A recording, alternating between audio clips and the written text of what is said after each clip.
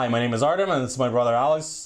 When you're here back on Stacking Wisdom podcast, today we're joined with Charlene. Charlene does consulting, specifically more so with B2B, but she's here today to give us an opportunity to peek into the world of having a winning mindset, and that's one of the things that she's going to be primarily talking about today.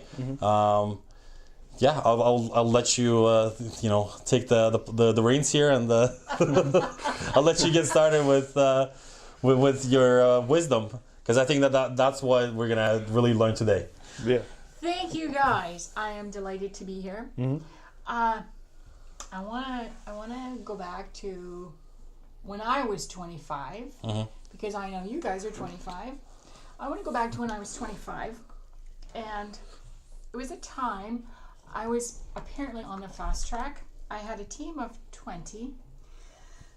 I'd just been promoted to manager, and I was very excited. And I did not have a manager at the time that I could say, yeah, that's the one I want to be like. The only example I had was my father, who is not the best people person. But I used that, and I said, okay, that's, I guess, what you do. So fast forward 3 months of being a manager. I had no managers in my office to pay attention to, but I had these 20 people, and I was whipping them in, following all the orders and getting everything done. And one night, 3 of my favorite teams, they came to me and they said, hey, Char, we want to talk to you after work. Now, remember, there's always safety in numbers. 3 people, they talked to me after work, and they said to me, Char, we really like you. You're a really nice person, but you're a really shitty manager. And I sat there, and I went, oh, I know, I can't say a word. I have to keep my face, really. And my heart went racing, and they proceeded to tell me how bad I was. They told me that I did not respect them. They told me that I barked out orders. They told me that I had no concern about their ideas. They spent about 20 minutes really tearing into my backside about what a horrible, horrible person I was. But they liked me. And they said, we just want you to know, if you don't change, we're going to leave.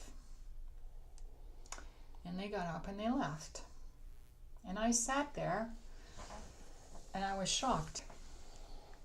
And I knew in my heart of hearts they were right.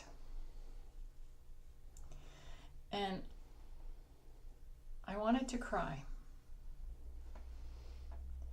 I'd never been spoken to by anyone that way. And I realized I had 2 options. I could ignore them, or I could pay attention to them. And I chose to pay attention to them because I knew they were right. What they didn't know was they were making $15,000 more than me. That's incredible. Because in those days, wages were completely... It's like a completely restructured system. Yeah. It was based probably on your loyalty to the company, right? It was all screwed up. And I couldn't tell them that. But I decided I was going to be the best manager and leader around. I set to work. I didn't tell them. I set to work. Fast forward 25 years. I'm 50 years old. I am the general manager of a plant in Brampton. The plant is United Nations. English is not the first language for anybody. I've been the general manager for 9 years. I've taken that company through 3 ownership changes. Every time the owners have made gazillions and gazillions of dollars. I am the toughest taskmaster that has ever walked.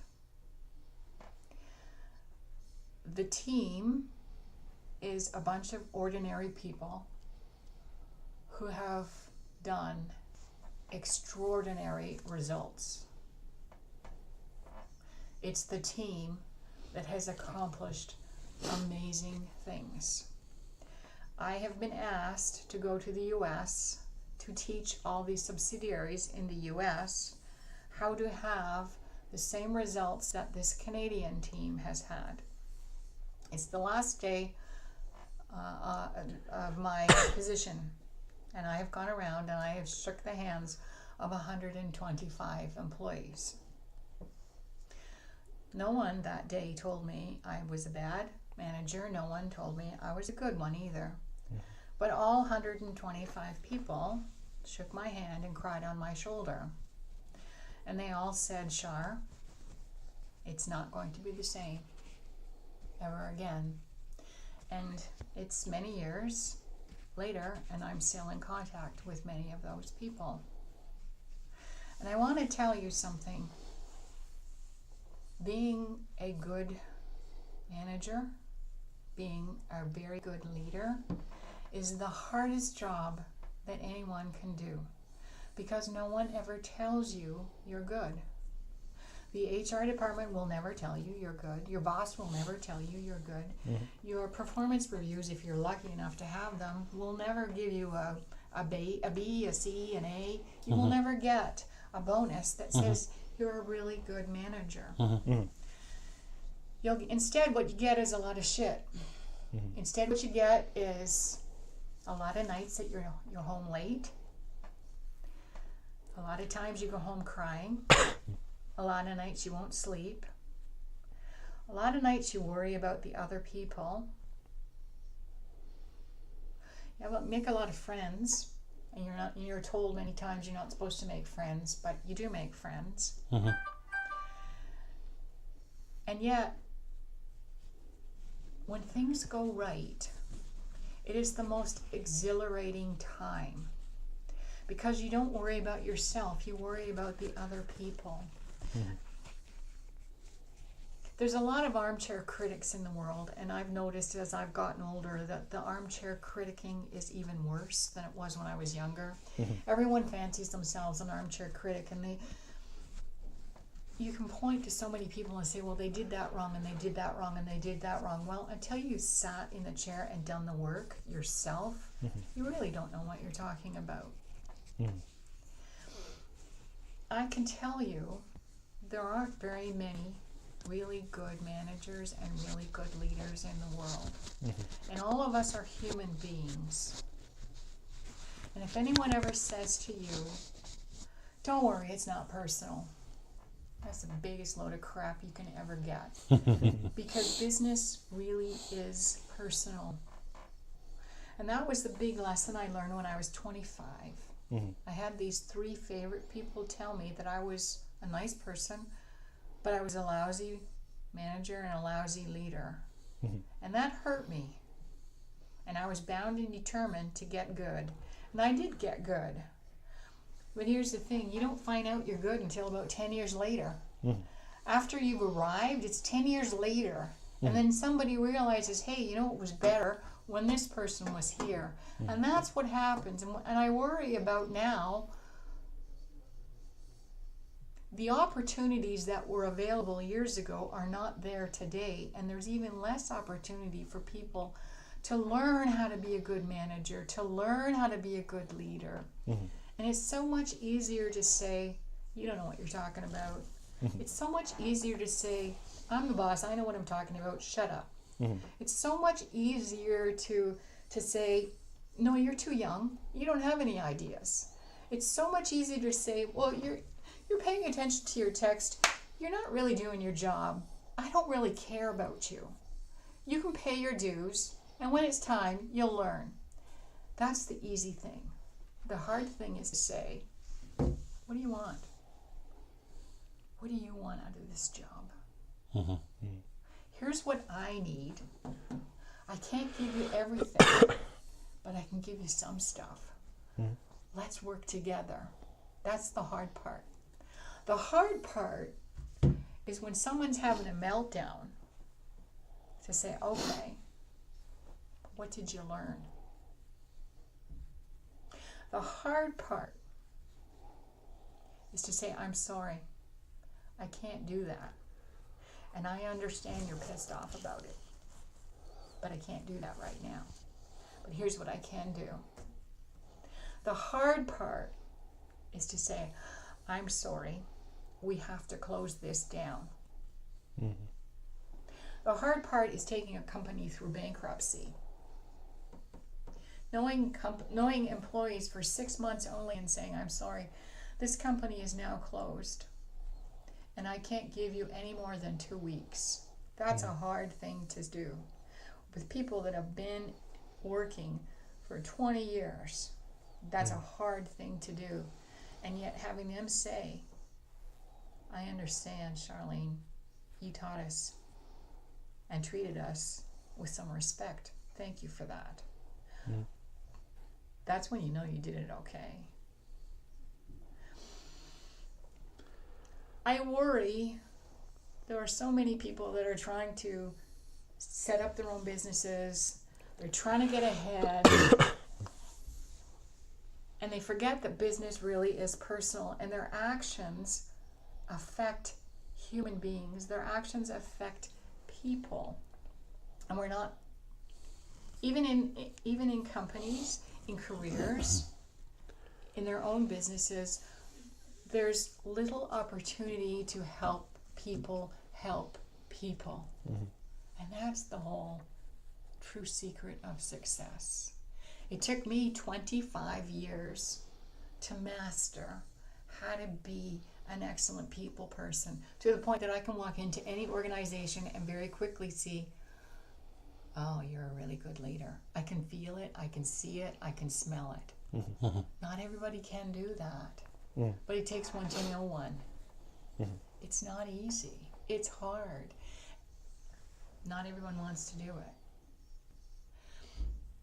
I wish it was one of those easy things that you could just pick up and text and learn. It doesn't work that way. It's all practice. I made mistakes. I made so many mistakes. But here's the thing. If you honestly admit it, I'm so sorry. Would you forgive me? I didn't mean to say that. I didn't mean it that way. Just admit you're human. That means so much to people. You can pretty well say anything to everyone as long as they know your intentions are honorable. Mm-hmm. It's when your intentions are not honorable that really gets in the way. And what I find is that if your intentions are money-based and they're all about you instead of the other person, people see through that right away, and there's no trust. And trust is the foundation. But if your intentions are the best for the other person, we can all make mistakes and just ask for forgiveness. That's the secret to your success. I think to some extent it's finding the right approach with every single person, right? And having maybe some sort of an adaptability skill where you're able to get on their level and be able to make yourself relatable to them as well, right? Would you say? There is a certain amount of that. I have a good friend of mine who's an ace sales prospector. In sales, there's two parts to sales. One is the hunting, which is the cold calling, the finding the business, and then the other one is the account managing, which is the keeping the account that you have happy. The hunting is the hardest part. So my friend says exactly what you just said. In order to be likable, in order to develop that rapport, she's got a term, and I'll just use it in my bad English. It's mirroring you. So if you're sitting with your legs crossed, I'll cross mine. You have your arms a particular way, I'll cross my arms that way. So what I'm doing is I'm putting you at ease. Certainly. It's not it can be done through language though, and it can be done through body language, I find, and like a lot of other body things. Body language is the number one thing. Then the other way is talking exactly the same as you. Last summer I took a course on NLP, neuro linguistic Programming, that's right. Yeah. There's a way to do it with that too. Some people call that a nasty way of dealing with people. You're manipulating them. I don't look at it as manipulating. I look at it as I'm trying to understand you. I'm trying to build a rapport with you. I will use whatever technique or tool I can so that I can as quickly as possible get inside your head or get under your skin or whatever. Women, if I can be very general, women are better at it or more comfortable with it than men are. Although I find there are certain types of men that are much better at it than other types of men. So much for being very general. But it's true. And it works. So if it works, why not use it? I agree. I mean, I think that's you're given certain maybe abilities that you are able to develop throughout your lifetime that you can probably utilize for your own benefit to some extent, but at the same time it can be used for benefit of you being able to create, you know, a relationship with somebody or being able to build that relationship. And I think if that's going to help you to do that, I don't see why it's necessarily questionable. I mean, it's just like you said, if it's strictly for your own benefit, then people read through that, right? They'll catch on to that. I mean, if it might not be right away, but they will eventually, right? So they absolutely. So do. I think that it's one of those things. It's almost like it's one of those things that my grandfather taught me. He always said that don't always be on the high horse. He said that people look down upon that. He said when you are able to relate to anyone and you're able to share with them, let's say you have your last piece of bread and you break that bread and you give them half of that. People find that so what's the word I want to use? They find that so in such a way that where it essentially breaks down the barriers, right? Directly between the two of you, and you're able to communicate and you're able to show that person that you truly care, that you're able to, you know, be as equals, right? So that in itself, I think, is one of those probably lessons that kind of stuck with me for a long time from what he taught me, and it's been invaluable to me because I'm one of those people that likes to, you know, have some friends over, host parties, and I like to cook for them because I feel like I can put my feelings and emotions into that, and I'm able to serve that to them because that in itself is like me showing love to them as well, right? So, absolutely. So I think that's one of those things that's, and I agree with what you're saying, absolutely, because I think that you have to make yourself relatable in order to be a good businessman, to be a good salesman, to be a good showman, to be a good, you know, successful person. Absolutely. You know, it's funny. Lots of people will say to me, "So, Char, you know, what do you know, or what is your background, or you know, what makes you think you know so much?" And especially in today's world, I will say everybody and their brother likes to say, "Well, I'm an advisor, I'm a coach, I'm a mentor, Guru. I'm a guru, I'm an expert, I'm a this, I'm a that," right? Yeah. And it's hard. And so I lived in Mississauga for 35 years, and which is right next door to Toronto, and I spent far too many years traveling around the world and doing whatever. So I hate talking about what I did, but if I want to impress someone, I'll say, well, yeah, I have bought 60 companies, I've sold 10, I've improved 30, I've changed the culture of 5, and I took one company through bankruptcy. I've got private company, public company, franchise company, and nonprofit experience. I've run $30 million companies. I've done startups. I started my own company twice, and the biggest I've run is $750 million. The smallest is 5. So yeah, I've done it all. I've also done with, and I can list it, right? And they'll go, oh. And then they'll say, well, what about this? Yeah, okay. And then I can start listing off, oh shit, you really do know? Yeah. And then I'll say, well, you know, and So the thing, however, the thing that really gets everybody is when I say, so when I was 5, I wanted to make things better, and so I started looking for money. And for my entire life, I've always looked to find ways to make money. I've been looking, so I can look at this and this and this, and have you thought about this? And oh, this is what you've been doing all your life. Yes. And I can't, and I say, and I've given up counting the number of millionaires I've made. I don't count them anymore. Oh. So I just say, if you want to find somebody who knows what they're doing and you're a little bit confused, just ask them about their results. So if you have a coach and they say, well, we can do this, really just tell me about some of the results. That's the easiest way to winnow away what's going on. And can people talk about their results? If they can't speak in results, why are you dealing with them? Because you want results. You want bottom line results, right? Yeah. And then it's a case of, do you think they're telling you the truth? Do you like their approach? And then, okay, do you think they can work with you? Okay, there we go. That's it. Because people don't care about money. People, the first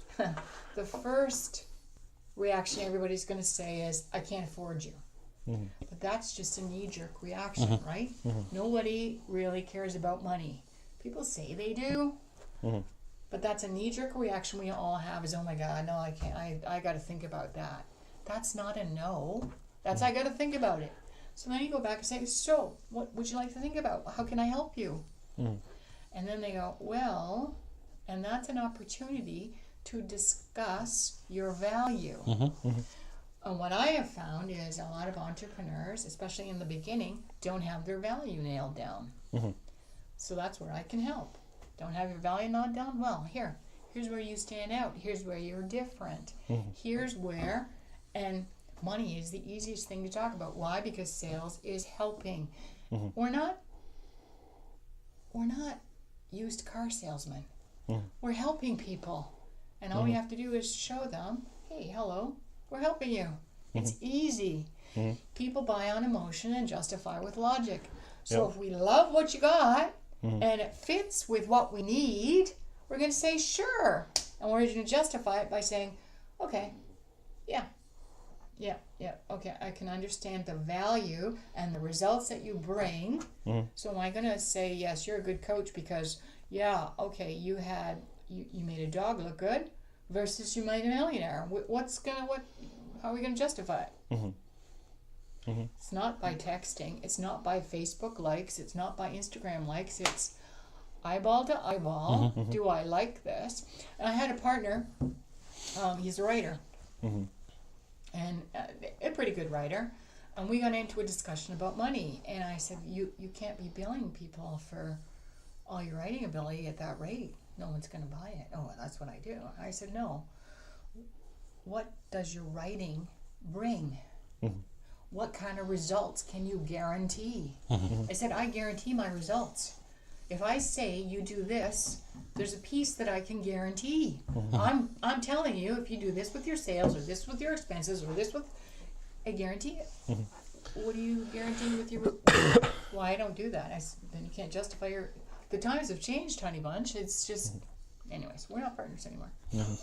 So must be a reason, eh? Must be a reason, eh? So I mean, do you see where I'm going? Oh, absolutely. Always go on results. Sell your business. Sell your services on results. No one can argue with the results. Everyone wants to know what the results are. And I agree with you that there's always going to be deflection. There's always going to be reasons for why somebody's going to try to put it off. And I think that the only reason that they're still doing that is because they're still not sold on you. They're still not sold on what you're trying to deliver to them, right? So, and it means you need to keep selling.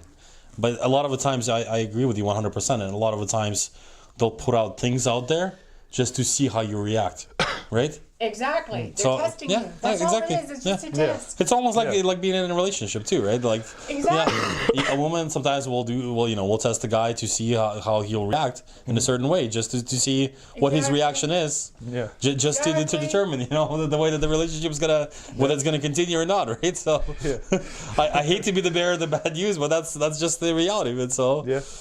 Well, mind you, men do that too to women. I mean, it's a two-way street, It's a right? two-way So, street. yeah, Yes. it definitely is. So, Yeah. I think it's just it's learning to adapt and apply your communication. I think that's I agree with you. I mean, I think that the way the communication occurs nowadays, it's a little bit different because everything's sort of shifting to this.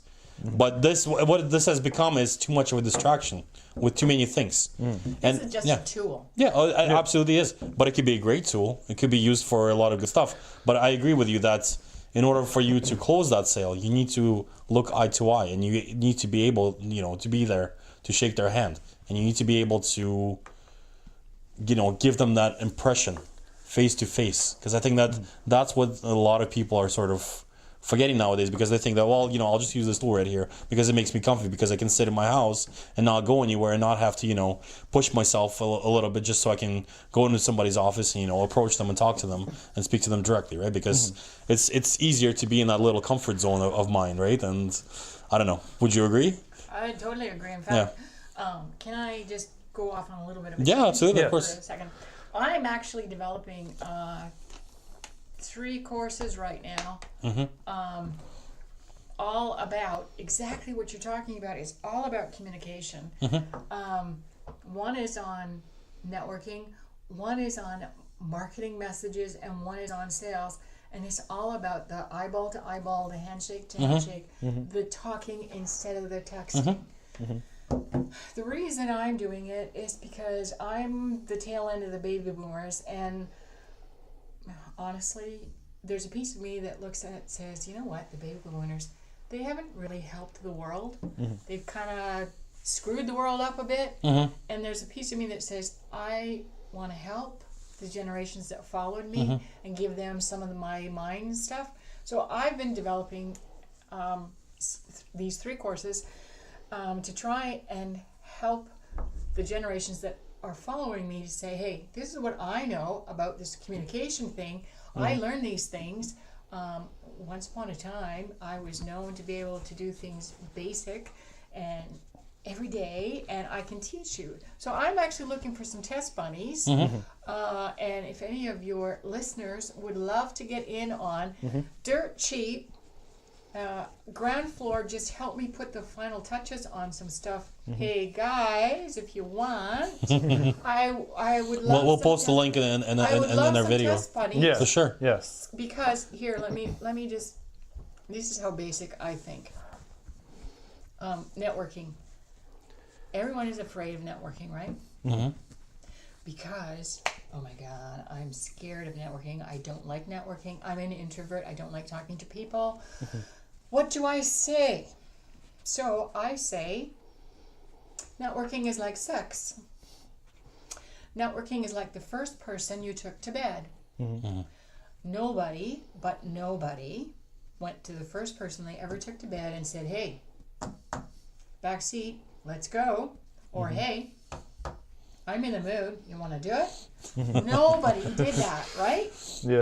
Guaranteed, nobody did. Guaranteed, the first person, you didn't take them to bed right away. Guaranteed, there was a little bit of a dance, a little bit of a process. Networking is no different. I know for a fact, because I've looked, nobody treats networking like your first person you took to bed. Nobody talks about it like that. But it's no different. There's a process. So in my course, what I actually do is I tell you how I seduced my husband. That is not exciting stuff. But there was a dance. Yeah. I was gonna actually say to it sounds like a dance, right? It's almost reminds me of like tango or something, right? You gotta romance the other side a little bit. Exactly. You gotta sweep them off their feet a little bit, right? So you gotta push the envelope a little bit, right? And then when you warm them up in that dance, you're going for that kiss, right? Yeah. But it's no different. Yeah. So when you want to grab your next customer, and as an aside, I'm on LinkedIn as an advisor for people for career advice. It's the same thing. If you want to get a new job, I say all the time, okay, there's a process, so get working on it now because it's going to take time. People think, I can get a sales, I can get an account in 5 minutes. It doesn't work that way. It takes time, and there's that dance you go through. Well, networking is a dance. Your messaging is a dance. Sales is a dance. So listen, any test bunnies, I'll give you the link. Absolutely. We'll have it posted within the video. We'll have it posted within all the podcasts. So For sure, yeah. You're absolutely right. Communication, eyeball to eyeball, handshake to handshake is A1. I think it's one of those things that just breaks down the barriers because people can tell right away because you always have the little bit of like that bullshit, sensor that's in your head, and you're like, well, I've talked to this person over the phone, or I've had a video chat with them, but what are they really like in person, right? Because a lot of the times when you actually meet face to face, you can I don't know, it's almost like you can almost like feel and absorb their energy, right? It's like it's like something just gives off that you know what it is? I know exactly what it is. It's your subconscious mind telling you, and it's your intuition. And I think that it's one of those things that a lot of people sort of always try to push to the back of their mind and never really utilize. And I think that intuition really can be such a beneficial thing in a lot of the things that you can do with your life. It can really be an indicator for whether you should actually be going forward with this deal, right? Because a lot of the times you'll just know. You just know. Yeah, Exactly. you can walk into the room, you can look at the person's eyes before you could even shake their hands. You'll just know right away. And I think that a lot of times it's people mistake it for hesitance and maybe being over worried about stuff or just being too cautious. Yep. And I understand. I mean, like if you're a professional accountant, for example, right? And what you do is you always evaluate the numbers. Then you can sort of have that hesitance, right? But at the same time, at the back of your mind, you always know. And it's just, I think that the problem is that we have too many choices today in everything. And that's what sort of throws us off. Yes. It's one of those things that I've actually, I can't remember where I got this little piece of advice that I grabbed, was that you say to yourself within 3 seconds, if I've had to make a decision, it's almost like you're fighting for your life. If you had to pick out of the 3 choices, what's the one you'd go with? And you say to yourself, I have 3 seconds to decide, and that's the one you pick. Yep. And if you pick the wrong one, you'll know which one the right one is. You are absolutely correct. You are so correct. I think one of the toughest things these days is there is so much choice. There's a networking group that I go to on Thursday mornings, and I constantly say to everybody, there are 50 to 60, because I live in a smaller town now, there are 50 to 60 other yous. How are you so much different than everyone else? What makes you so special? Why should I deal with you as opposed to you? Because that's the thing now that we all have to do. We all have to stand out and apart. There is so much choice. You have to find the gimmick or the hook or the something, because why do we want to pick you? Why? And with all the entrepreneurs that are coming up, or all the folks that want to get into business, and everyone wants to be a web designer, everyone wants to be a real estate agent, everyone wants to be a this, a that, a that. Why are you so different? What makes you stand out? And my first business was before social media. And I don't recommend anybody do this. I got into a business that I had no contacts. I knew nothing. I just had an idea.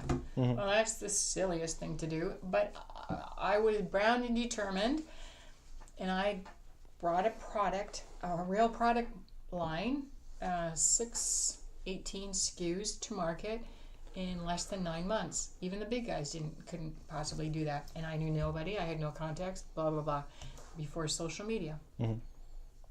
It was totally unheard of. Next thing, I got it to break even in less than 2 years. Another unheard of feat. Mm-hmm. Anyone who goes into business should not expect to make break even in the first year. It doesn't happen. And if you're into manufacturing, sure doesn't happen, right? Well, yeah, no kidding, of course. Anybody Especially with wa- manufacturing. Yeah. Anybody wants to make money in your first 3 years of business, forget it. You're eating beans and peanut butter. Yeah. These ideas of people make lots of money, it does not happen. Mm-hmm. But anyways, so I was 38, and it was a great time. It was a heady time, but life got in the way. I'm telling the story because life gets in the way. Mm-hmm. I had one family member who decided that she didn't want to live anymore, and so she tried to take her own life. So my job was to bring her back to health. Mm-hmm. Then my younger brother, he got drunk, and he decided to take on a transport driver. The transport truck won. So that was kind of a major family crisis. Mm-hmm. I lost my mojo. Mm-hmm. Life gets in the way. I went back to work because I couldn't handle doing a business. Mm-hmm. I tell you this story, not that you feel sorry for me. I was lucky. Other people had worse problems, way worse problems. I felt grateful that I could get back on my horse, recover myself, move along in my journey. Mm-hmm.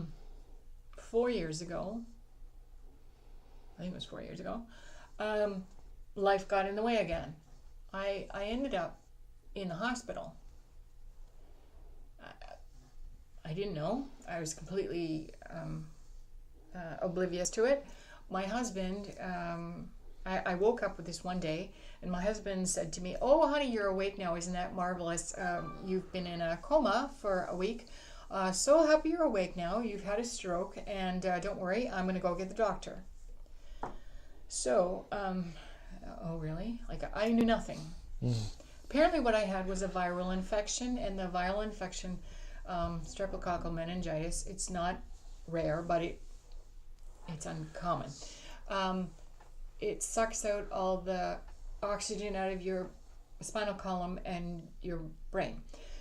So it leads to seizures, and I ended up having 2 strokes, whatever. I'll just give you one metric. I used to be able to read at a rate of 300 words a minute. The average person reads at a rate of 175. So I was a very fast reader. Mm-hmm. Very fast, I'd say almost double. Yeah. Yeah. My brain, when I woke up from the coma, could process 30 words an hour. So there was kind of a little... My goodness. And I remember they asked me to draw a clock. So I drew a happy face with a frown. That was my idea of a clock. So my brain was a little bit screwed up. Inside of a year, lots of rehab. 275 words a minute is what I could get back up to. On a good day, I can get up to 300, but I can't sustain it. Whatever. The doctors called me a miracle because it just didn't happen. What I did, and I didn't know it at the time, was I thought, and I just did what I had done my entire life. And it wasn't until later that I realized that my brain was hardwired a little bit differently than most people. And the way my brain is hardwired is what everyone wants to have. They want to have their brain hardwired. So I did a little bit of research, and I found out that I have what is known as a winning mindset. And what that means is shit happens. You just don't let it get you down. You can have a pity party. You can swear like a trooper, and I'm very good at swearing. I'm very good at swearing. I swear like a sailor half the time. You can bitch. You can hit the wall. You can scream. You can get mad as much as you want, but you let it go. And so I wrote down what the stages were, and I tried to make some order out of it. And then I started teaching it, because I got a little weird that all the doctors were calling me this medical miracle, and I thought, well, that's kind of weird. And then I realized, wait a minute, if this is how winners think, then entrepreneurs might find this helpful. What's between here is the most important piece of your entire body. And any doctor who says that, they really haven't figured out the brain yet is telling you the truth. There's only about 10% of the brain that they really and truly understand. So when my husband said to me, oh, honey, you've had a stroke. So I'm very vain. Most women are vain. I'm very vain. The first thing I did was I put my hand up here to feel if there was some kind of, And when I felt that there was nothing, the only word that was screaming in my head was no. I will not be disabled. I was always the main breadwinner in the family. I will not be disabled, and I will not have my husband look after me for my entire life, for the rest of my life. That was the only message that went in my head. That was the only thing I could think about. And that was the first decision I made. I wasn't happy with my husband telling me I had a stroke, but that was the only message. I'm not a doctor. I know nothing. So when a person says to me, Charlene, I want to be an entrepreneur, I say, why? Tell me your why, and what is the vision in your head? So for me, my vision was a big N-O. I'm healthy. I am so healthy, it's not even funny. I couldn't walk, I couldn't stand up, but I am so healthy. And so I say, okay, you've got to make a decision as the entrepreneur. Are you going? Go? No go. And you have to have a vision of success in your head. If you don't have that vision of success in your head, you're going to fail. You're going to fall flat on your ass. Sorry, it's just going to go. That's the level one. And that takes a long time. For a lot of people, that takes a long time to come to. The second level, there's 6 levels. The second level is what I call the energy level. For me, oh my God, I am so lucky. And that's what I call the gratitude level. And so when I said to you from the first one of, I lost my business because I lost my mojo, and so I had to abandon my business, it's not that I felt sorry for myself. So many other people were worse off than me. I was mad. I was not happy. But I laid in my hospital bed and I listened to the other folks in the hospital ward. Lots of people couldn't get up and go to the bathroom by themselves. I could. Lots of people couldn't talk properly. I could. Lots of people needed help in many different ways. I didn't. And I realized I was lucky. The fact that I couldn't think properly, the fact that I couldn't read properly, none of that was important. I was lucky. Plus, I had the most amazing friends. And this is really key, and I want to really, really, really, really emphasize this. Any entrepreneur needs friends.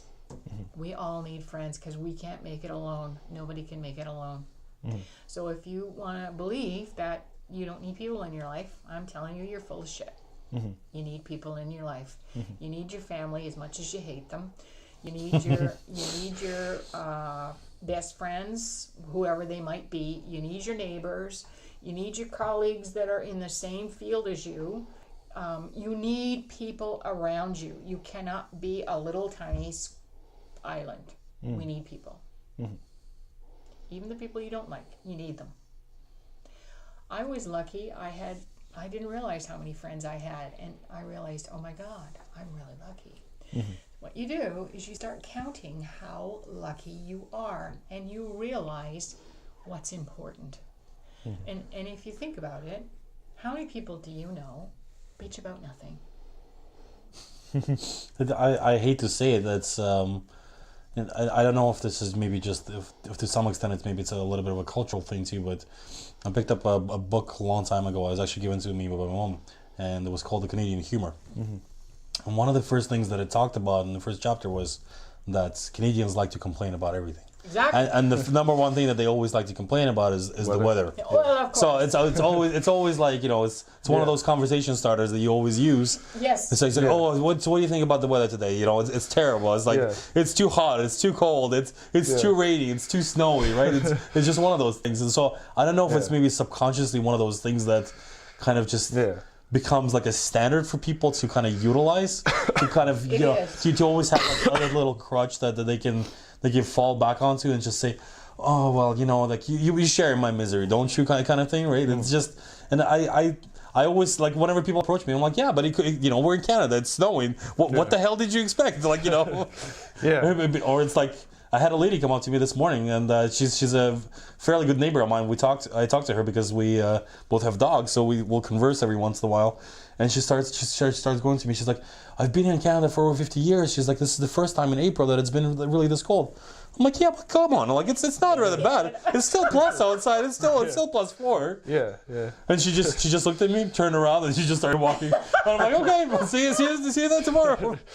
So I agree with you. I mean, I think it's easier to kind of always find something to whine and complain about. I think it's so much more of a positive to try to convince yourself that it's not that bad. It could be a lot worse. Exactly. And that's one of the things that I think, you going back and talking about like immigrants, I think that's one of the things that a lot of immigrants have, that when they come to this country, or really any country, is that they have that immigrant mindset. They think to themselves, you know what, I've had it really shitty in that country. I'm here. Yeah. I have it kind of shitty right now, but it doesn't matter because I have a ton of opportunities. Exactly. I mean, that's one of the things that I can't stress enough online in Canada and in the States, you have all the resources in the world. You have everything you can possibly imagine to start your own business. Yeah. But if you go to somewhere like Kenya or somewhere in like some small tiny country in Asia, where everything's just so like suppressed, and in order for you to actually make it as a business, you have to have those friends that you're talking about, right? Yeah. You have to have the connections. You have to, be able to persuade people, and in order to even give you a license to even have a business, right? So, I think that's the reality is that people are just given so many different. I think the thing is, it's just the information overload again. I think that there's just too much stuff out there, and people are just too easily distracted with crap. And it's not that they don't want to pursue stuff. It's just it's easier to turn off and just stare at your phone for the next hour because it's entertaining. And then you go back to your crappy job and you say, oh well, I don't really love it, but I don't really hate it too much because it's okay. It gives me stability. It gives me it gives me an opportunity to just go back to my safe cushy place that I have every single month. Or exactly. And I think that's essentially is the key to breaking out. It's kind of being able to have that, like what you're saying is having that attitude where you say to yourself, it could be a lot worse. And that's what I always tell to my wife too. I'm like you have an issue with maybe something you didn't like at work, one of your coworkers. And I go, I'm like, you could be stuck in Africa somewhere where you're starving and you don't have any food. Like what are you complaining about? You have nothing to complain about. Those things are so minute and so minor. One of the other things that I always tell people is like, are you going to remember about this 10 years from now? Is this going to be something that you actually going to be dwelling on 10 years from now? Is it really worth your time wasting all this precious time that you're discussing this complaint that you have that's so terrible? It's not worth it. It's just it's like if it's a major event, I mean, it's like you said. I mean, it's never a straight plan. It's life is always going to get in the way. Family is going to drag you in different directions, but you have to be your own person to some extent with the support of your network that you have, friends, family, and everybody else. It's just the ability for you to kind of change that in your mind and say, it's pouring outside, and my car just got hit and totaled, and I'm out of a job, but I'm alive, I'm breathing, I'm still here. Yeah, so I mean, you know, I'm gonna have a really shitty month probably, but who cares? A month from now, I can bounce back out, and I can go find another job. I'll find somewhere, you know, a better job somewhere else. If not a job, then maybe I'll start my own business. You know what I mean? Like it's so. Yeah. It's just. I agree with you. I think that a lot of the times it's almost like successful people. A lot of the times they don't want you to like realize this and to think this way because it's beneficial to them because they think, oh, you're gonna go complain. Okay, go complain. I'll make use of my time and I'll have that winning attitude. And it's gonna be more beneficial to me because I have less competition now. That's right. So yeah, another thing like I never understand is when people say they have regrets. Like I'll never get that because, like to me, when someone says like they have regrets about things, it's just they're dwelling. Because, this is just my opinion, but like, I think that really, you know, if you consciously give your effort into something, like and put in your 100% effort, then there's no reason to have regrets. That is correct. Because there's never gonna be, you know, times where, you know, every single thing that you do is right? So, and you're bound to make mistakes regardless, because, you know, mistakes aren't all, you know, about you know, doing something wrong. I mean, sure there are, but like, sometimes, like as you said, like, and as you said, like life gets in the way, and there's just things you can't really control. So, right, like there's just no point in dwelling. There's no point in having I think it's you're right to say that it's a mind state because a lot of the times it's almost like when we're upset, it kind of gets you into that mind state where you're like, I should be really upset. I should be really crying right now. I should be really pissed off about this, and I think you're right. I think that we're maybe suppressing some of the emotions, and we should just let them out. Yeah. You know, whether you want to go punch the wall or whether you want to go curl up on the corner for 5 minutes, but then you just say to yourself, okay, enough of this bullshit. Like it's time to move on. Yeah, I had that little shitty experience. I've dwelled on it for 5 minutes. That's okay. Things are better. You can dwell on it for a couple of days. Yeah. My favorite, I have 2 pans. I have 2 small little pans. Yeah. They are so freaking loud. I just bang them and they're really mangled. They're really mangled now. But I don't hit the wall. I just bang the pots because I just get so mad. Yeah. The whole idea though is to let it go. Yeah. Don't keep it up. Just let it go, and it's okay. No, I wasn't raised that way. Oh, sorry. I wasn't raised that way. But it's okay to get mad, and it's okay to let it go. There's nothing wrong with it. You're absolutely right. I think that it's also becoming a little bit cultural too and like social because people they really want to like sit down and discuss your feelings and how it affects you. I think that the only really person that can deal with those feelings is you.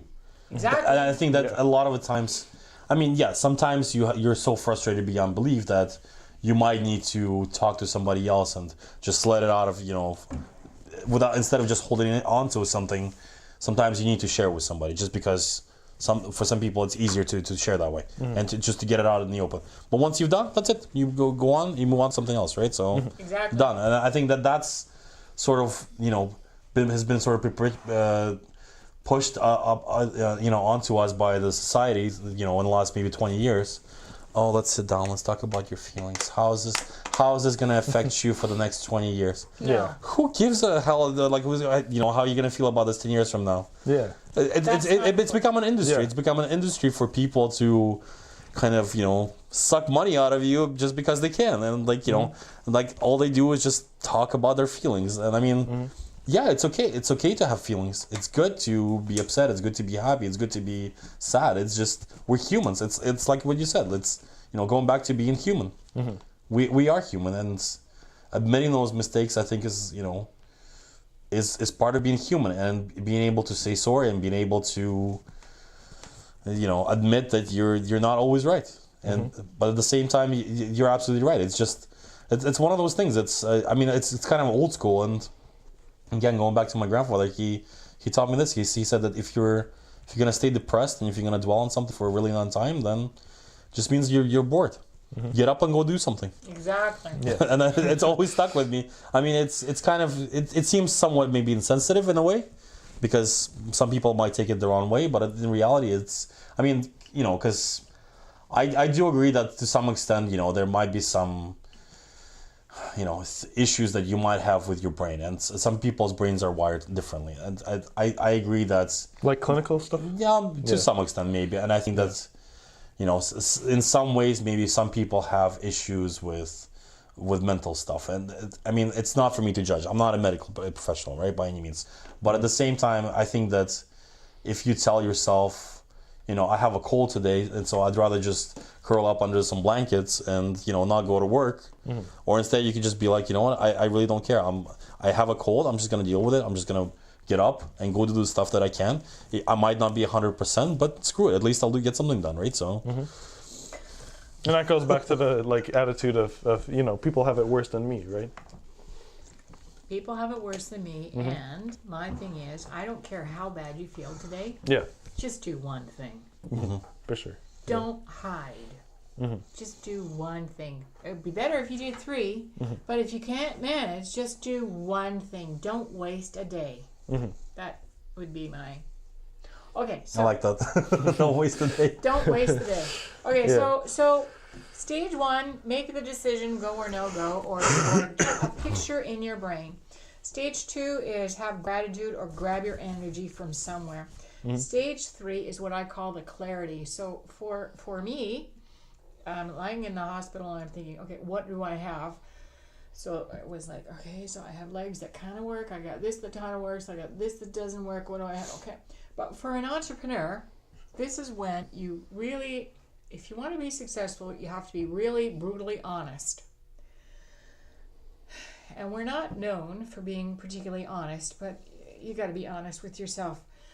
What skills do you have and what do you not have? And it's the not haves that are going to bite your ass. So, are you a good people person? Yes, no.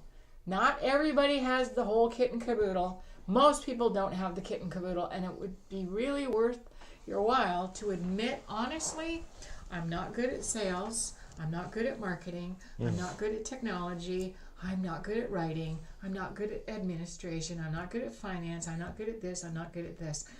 And farm that out. Or at least know on a piece of paper, I'm really shit lousy at this, but I'm really freaking amazing at this. And the reason I say that is, if you look at any company that is successful, pick Bill Gates, pick Steve Jobs. Okay, they're dead, whatever. But, pick companies that have been around a long time. Pick Loblaws. Pick Shoppers.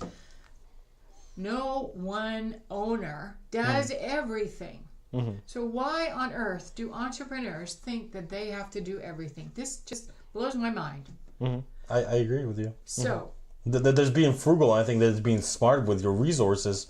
But at the same time, if you're not going to be able to pull that part of the job, well, why not just outsource it, right? Why not? More entrepreneurs don't get off the ground because they think that they have to be the master of everything. And frankly, I have never met anybody who is a master of everything. So I have to say, I've never met an incompetent person. Never. In all my years. You've heard people say, oh yeah, he's like, oh, you can't trust him, or he's really bad, or we've all heard people say really horrible, disgusting things about people, right? I can tell you, I have never, ever in my life met an incompetent person. I've met angry people, disillusioned people, people in the wrong jobs, people who are not trained properly.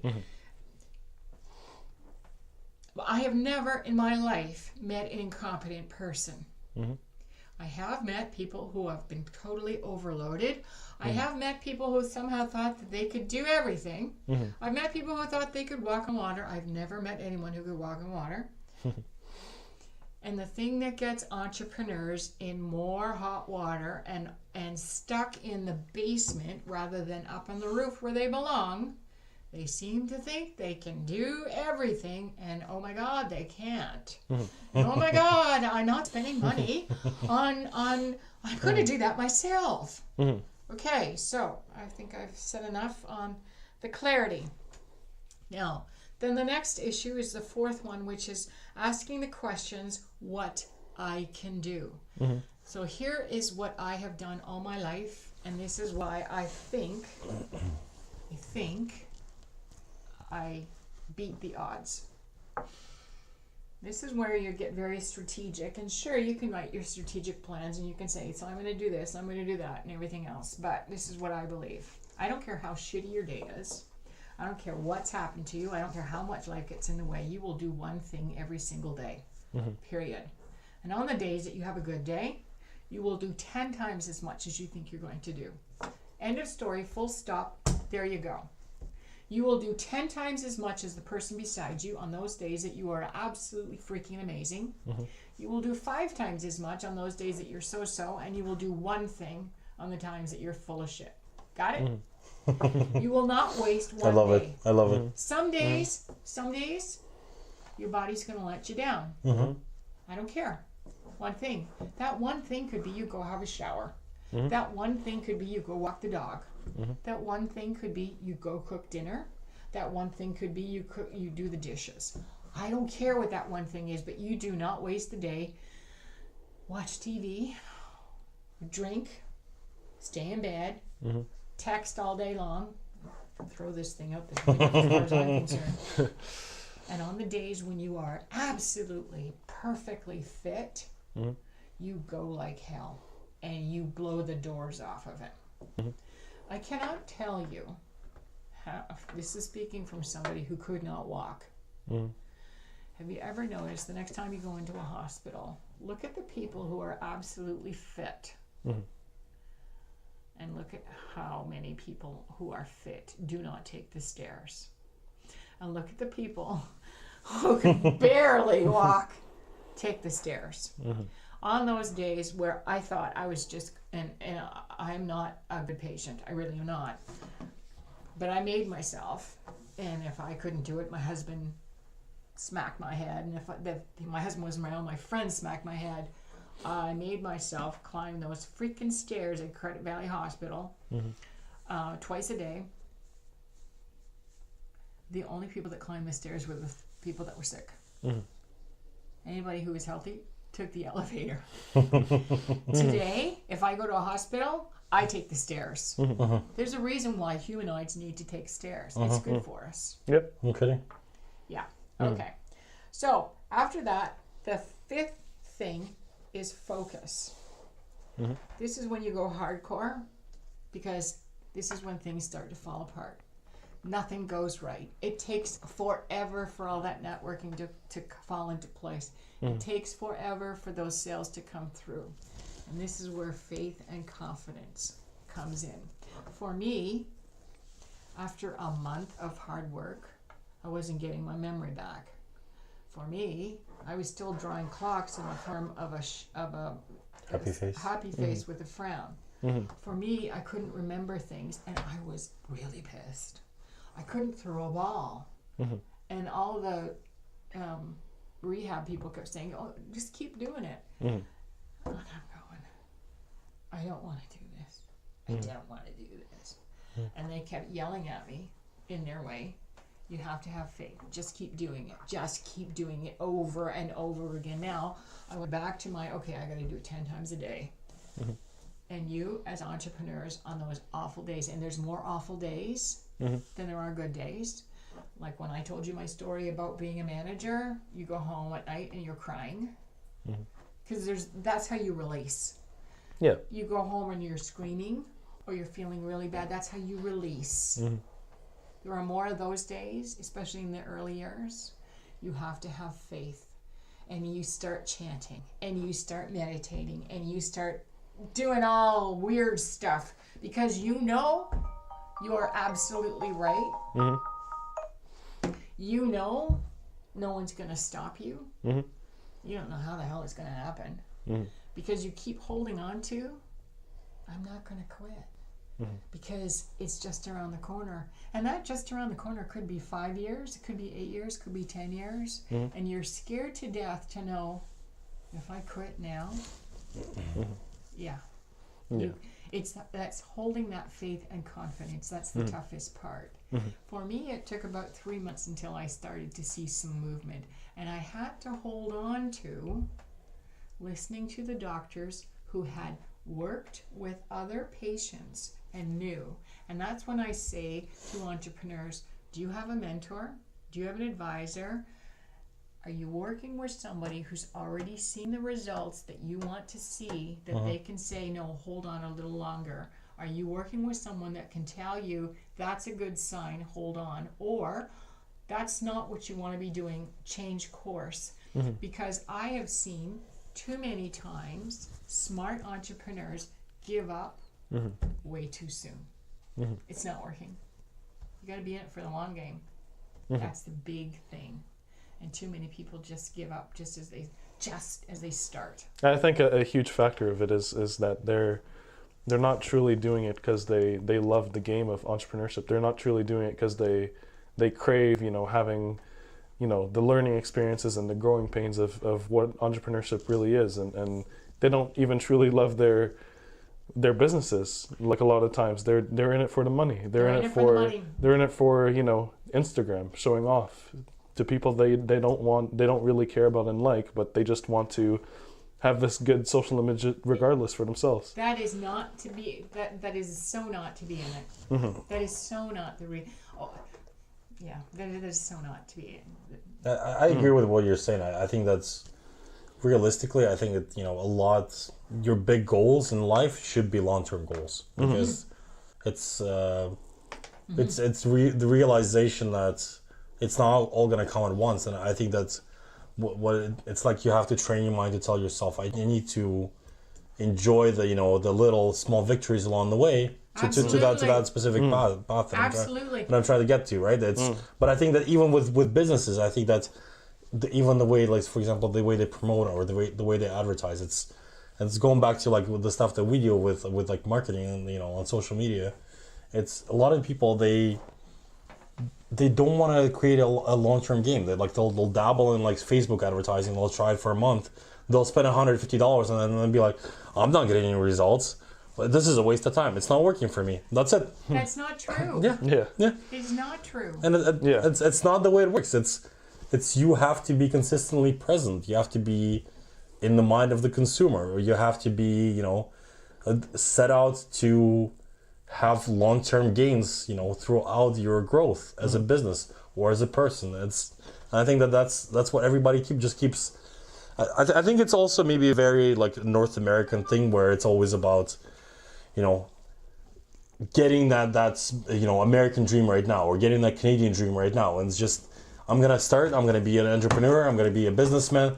3 years from now, I'm going to be driving fancy cars, whatever I'm going to build an e-commerce store, and in 20 days, I'm going to become a millionaire. Yeah. You eat shit. You have to deal with crappy regulations from the government, maybe, or something else, in your industry, and then you put up with it, and you slowly work your way at something, and then you reach the one stage, and then you set out another area of improvements that you can achieve with yourself as a person, whether it be like you're saying, like meditating, or whether you're doing bodybuilding, or whether you're doing extreme learning, or if you want to train your mind to be better at reading, right? So it's not like you're gonna set out yourself and be like, oh, okay, well, a month from now I'm gonna be reading 300 words a minute, or whatever your goal might be. It doesn't work like that. It's continuous practice. It's continuous, it's just like, it's like you keep hitting that, it's like if you're a bull and you just keep hitting that wall, right? Yeah. And like it's gonna give. You just gotta tell it's almost like you just tell yourself there is no wall. It's just I'm there. I know it's gonna get knocked down, and it's, if you imagine to yourself and you tell yourself that I'm at that result, then you're bound to get there. You're bound to get there. Yeah. You are. Yeah. You are. Yeah. And everybody's journey is a different one. You can't compare yourself to someone else.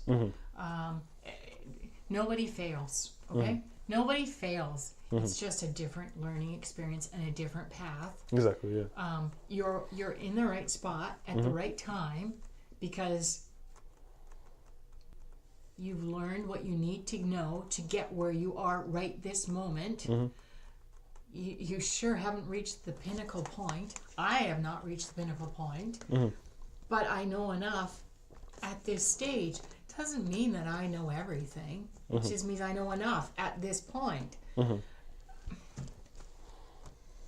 It's almost like They just want you to, have that mindset where you're like, oh, I need to work hard for, 20 years for somebody else, and then you retire and go off and, live somewhere in like a nice cottage for 20 years, and I'm going to be happy. It doesn't work that no. way. And in fact, And you need to stimulate your mind. That's another thing too. Is you need to have some sort of something to strive for continuously. And if you don't have that, then what's the point of you living? It's just. I think it's a fallacy to say we ever stop. Mm-hmm. I think it's a fallacy to say at a certain point the hard work disappears. I don't see the hard work ever disappearing. Mm-hmm. I don't see the proving yourself ever changing. Mm-hmm. I think that's a good thing. I really do. I see a lot of my friends who are anywhere between 10 and 20 years older than myself, and I look and say, oh, you poor things. Your brains are dead. You're dying, and you're so stuck in your own world, and you're not in tune with the world, and I feel so sorry for you. Yes, it's hard at a certain point to say, yeah, I got to keep proving myself, but so what? We all have to, and I kind of like it. I really do. Oh, because it becomes challenging, right? It's very challenging. It's almost like becomes like a game, right? It is a game. Yeah. It No, is a game. just like life is, I guess, right? So just like that dance that you were talking about, right, with your husband. It's all a game. Yeah. And don't take it seriously. And it's not about you. Yeah. It's about the other people. Really, that's what the whole thing is. Going back to what you were saying before, like you have to be genuine in actually wanting to help people instead of creating a game for yourself. Yeah. Because it's about the mark and the doesn't legacy. last, right? So it's about the mark and the legacy that you leave behind at the end of the day. That's exactly it. Yeah. And I'll be honest, that's what I enjoy, dealing with people who are 45 and under. They're concerned about leaving their mark. They're concerned about leaving the world a better place. And I think, yes, because my generation didn't do that. And I'm more than prepared to give up every little piece of knowledge that I have to say, and here, I'll help you do it faster. I'll give you everything I have, and I'll let you do it. There, guys, that's pretty much everything I've given you to what I thought I could share. You're amazing. I think How is that? You know what? Honestly, I had no idea as to how many companies you were able to manage and how many colleagues you were able to work with, and I think that it's truly incredible to have somebody who can come on and talk to us about the big lessons and not just the little things that can guide you along the way on the course for for something. But I like the fact that you're talking a lot about the mental game and how it's allowing yourself to be strong mentally and being able to to tell yourself, no, I'm not gonna put up with it. I'm not gonna allow some doctor to decide for me how I'm gonna be, because I'm not just like everybody, just like a cattle. I'm not right. No.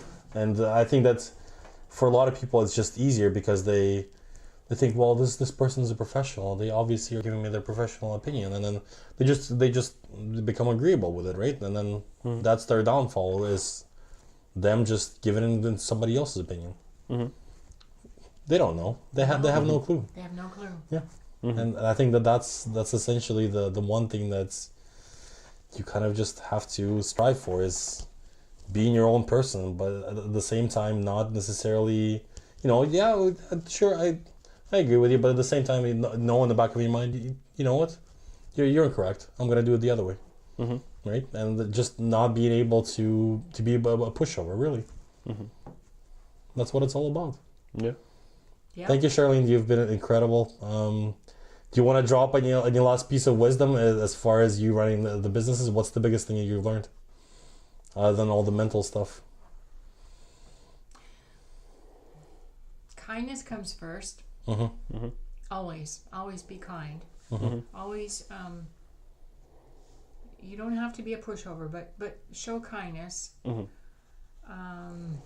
Trust your intuition and your gut, because your intuition and your gut are never wrong. Hire, honest to God, hire a coach or an advisor and a mentor sooner rather than later. That is the one thing I should have done. I had lots in the corporate life, but I would have gone farther faster had I done that. And always do things for the right reasons, and money is the worst reason. That would be my most common advice. Yeah. You're incredible. Thank you so much for sitting down with us and having this conversation and coming from so far away. And I think that it's it's one of those things that's it's like I was telling my brother. It's different with every single person. I mean, you can assume that just because they have a certain career or they're the certain experience, and it might come off as something that's not really super exciting. But in reality, it is. Every single person has their Everyone own has a story. has their own story, has their own little journey, right?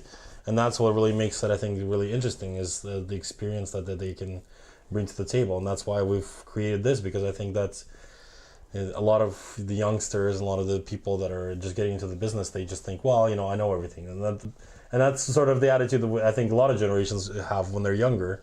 And where they say, well, I know everything. I don't need somebody else to tell me this, right? But the reality is you can learn with your own mistakes, or you can learn using somebody else's mistakes from the past. And nobody knows what they don't know. And believe me, that field of what you don't know is huge. Yeah, it is. Absolutely. It is definitely huge. So we'll post all the information regarding the course and the people that you want to bring on for the trial. Perfect. I think that it could be extremely beneficial to them. But also, we would suggest that if anybody is in business and they're looking for somebody to help them, improve their growth or improve their approach or improve, have an external outlook on how their company is performing and what they can do better, they can probably get in touch with you, right? So yeah, and I think that's it's like you said, right? You yourself you came to that realization a while ago that had you had that little help or had that little opportunity to have that mentor to guide you in that direction, I think that's it would have made much more of a difference. And I just really want to thank you for coming today. This podcast was brought to you by EFG Inc., social media marketing company. We would like to thank them. But most of all, thank you for taking the time to be on the show today. And I think that this probably was one of the most inspiring, I think, podcasts that we've had so far. And for sure, I just wanted to say, from the bottom of my heart, thank you for bringing that knowledge to light and allowing people to experience what sort of winning mindset that they can set themselves to in order for them to be winning in more than just business, but in life as well. Perfect. Thank you very much. Yeah. Thank you very much. Thank you so much. Thank you, guys.